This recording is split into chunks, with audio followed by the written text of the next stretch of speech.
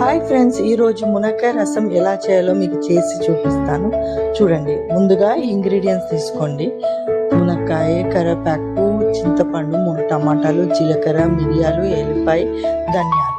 So cooker తీసుకొని కుక్కర్లో tomato cut చేయండి, కొంచెం చింతపండు, మునక్కాయలు కూడా కట్ చేసి దాంట్లో కొన్ని వాటర్ పోయండి. సో ఇది కుక్కర్లో పెట్టి మనము ఉడికించుకోవాలి, బాయిల్ చేసుకోవాలి. సో మనం ఇప్పుడు దీన్ని మూత పెట్టుకున్నాం. కుక్కర్కి మూత పెట్టుకొని ఒక 3-4 విజిల్స్ వచ్చే వరకు మనం ఉడికించుకుందాం. సో దెన్ ఈ మునక్కాయ రసం చాలా హెల్త్కి మంచిదండి. మామూలుగా చిన్నపిల్లలు మునక్కాయలు తినలేరు కదండి. సో ఈ విధంగా మనం స్మాష్ చేసి పిల్లలకు రసంగా చేసి పెడితే ఎంతో టేస్టీగా, రుచికరంగా ఉంటుంది. మరి ఇది హెల్త్కి కూడా ఎంతో మంచిది. సో ఇప్పుడు ధనియాలు, జీలకర్ర, మిరియాలు, ఎల్లిపాయలు పొడి చేసుకున్నామండి కచ్చా పచ్చాగా. సో చేసుకుని మనం పక్కన పెట్టుకున్నాం.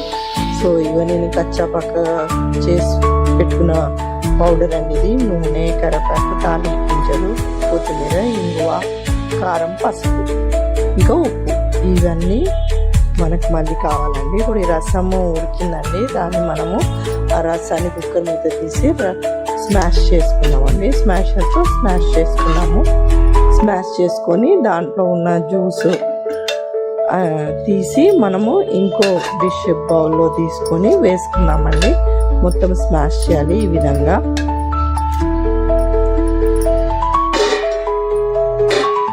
స్మాష్ చేసుకొని మనం జాలి గిన్నె తీసుకొని దాన్ని వడబట్టుకోవాలండి. వడబట్టుకోవాలి. ప్లస్ ఇంకా మనం కొన్ని వాటర్ పోసుకొని దాన్ని మనము ఆ రసము ఇవన్నీ మునక్కాయ, టమాటా ఇదంతా తీసివేసి ఓన్లీ వాటర్ రసం మనం తీసుకొని దాన్ని మనము స్టవ్ మీద పెట్టుకొని బాయిల్ చేసుకోవాలండి ఈ విధంగా. సో ఈ విధంగా మనం రసం చేసి పెట్టుకున్నామండి. సో వేరే బౌల్లో ఇప్పుడు ఆ పౌడర్ మనం పొడి చేసి పెట్టుకున్నాం, అది వేసుకొని ఇంకా పసుపు, కారం, ఉప్పు అవి వేసుకోవాలండి. వేసుకొని మనము ఈ రసాన్ని మళ్ళీ స్టవ్ మీద పెట్టుకొని మనము బాయిల్ చేసుకోవాలండి.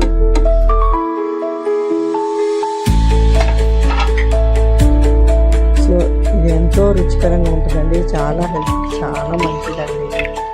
సో టేస్టీ రసం మీరు చేసుకొని చూసి నాకు కమెంట్ చేయండి. ఈ విధంగా మనం ఈ రసాన్ని స్టవ్ మీద బాయిల్ చేసుకున్నామండి. సో పక్కన తాలింపు గిన్నె తీసుకొని కొంచెం ఆయిల్ పోసి దాంట్లో మనము ఆవాలు, జీలకర్ర, కరివేపాకు, 2 ఎండుమిరపకాయలు, ఎల్లిపాయ, ఇంగువ ఇవన్నీ వేసుకొని తాలింపు పెట్టుకున్నామండి. సో పక్కన మనకి రసం బాయిల్ అవుతుంది కదండి. ఈ విధంగా ఈ రసం బాయిల్ చూస్తున్నారు కదా. సో మనం ఇప్పుడు పక్కన తాలింపు పెట్టుకుంది కూడా ఈ రసంలో వేసి ఈ విధంగా మనము తాలింపు వేసుకొని స్టవ్ ఆఫ్ చేసి